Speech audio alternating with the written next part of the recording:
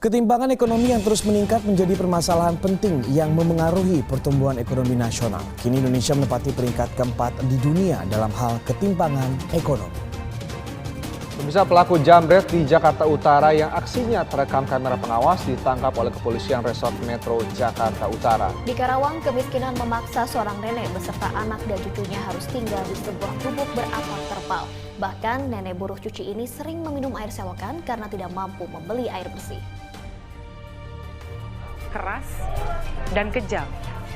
Dua kata yang kerap terdengar menggambarkan situasi di ibu kota. Bagi mereka yang bernasib baik, Jakarta mungkin membawa berkah bagi keluarga. Tapi bagi mereka yang kurang beruntung, ibu kota bagai mimpi buruk yang tak berujung.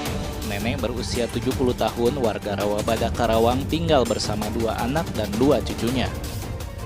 Rumah yang lebih tepat disebut gubuk beralaskan tanah ini hanya berdinding dan beratapkan terpal. Assalamualaikum warahmatullahi wabarakatuh. Salam sejahtera bagi kita semua. Kami dari kelas 12 IPS 4 akan menampilkan tentang ketimpangan sosial, mulai dari pengertian, bentuk, faktor penyebab, dampak, dan upaya mengatasinya. Ketimpangan sosial adalah suatu keadaan yang menunjukkan ketidakseimbangan di masyarakat mengakibatkan perbedaan dan ketidakadilan. Berikut ini adalah bentuk-bentuk ketimpangan sosial. Yang pertama adalah ketimpangan antar desa dan kota. Yang kedua, kesenjangan antar golongan sosial ekonomi. Yang ketiga, ketimpangan penyebaran aset di kalangan swasta.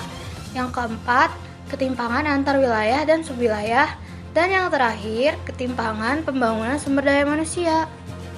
Faktor-faktor penyebab ketimpangan sosial terdiri dari faktor internal dan faktor eksternal. Faktor internal terdiri dari rendahnya kualitas sumber daya manusia karena tingkat pendidikan yang kurang maksimal dan budaya kemiskinan. Budaya kemiskinan yang sering terjadi adalah sikap putus asa, pasrah, apatis, dan tidak yakin dengan masa depannya. Faktor eksternal terdiri dari birokrasi atau kebijakan pemerintah yang membatasi akses seseorang. Pembatasan tersebut menyebabkan kesenjangan sosial karena ada sistem yang menghambatnya. Dampak-dampak ketimpangan sosial antara lain ada meningkatnya kriminalitas, kemiskinan, kemerosotan moral, melemahnya jiwa wirausaha, pencemaran lingkungan, dan monopoli. Cara mengatasinya, yang pertama, belajar dan membiasakan diri mencintai sesama manusia. Yang kedua, menanamkan kesadaran dan rasa nasionalisme. Yang ketiga, membiasakan diri bersikap adil dan berjiwa sosial. Dan yang terakhir, bersikap demokratis dapat menampung pendapat. Kesimpulannya, ketimpangan sosial adalah keadaan di mana perbedaan ekonomi yang mencolok antara golongan kelas atas dan golongan kelas bawah. Faktor penyebab ketimpangan sosial apa yang dari dalam dan dari luar. Bentuk dari ketimpangan sosial ada 5, yaitu ketimpangan desa dan kota, kesenjangan pembangunan diri manusia Indonesia, ketimpangan antar golongan sosial ekonomi, ketimpangan penyebaran aset di kalangan swasta, ketimpangan antar sektor ekonomi, dan ketimpangan antar wilayah dan subwilayah.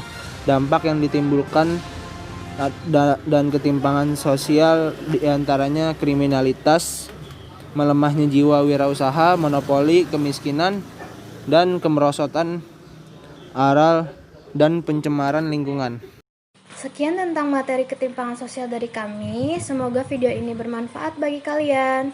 Jika ada kekurangan, mohon dikoreksi ya. Jangan lupa untuk cuci tangan, memakai masker, dan menjaga jarak. Assalamualaikum warahmatullahi wabarakatuh. Salam sehat.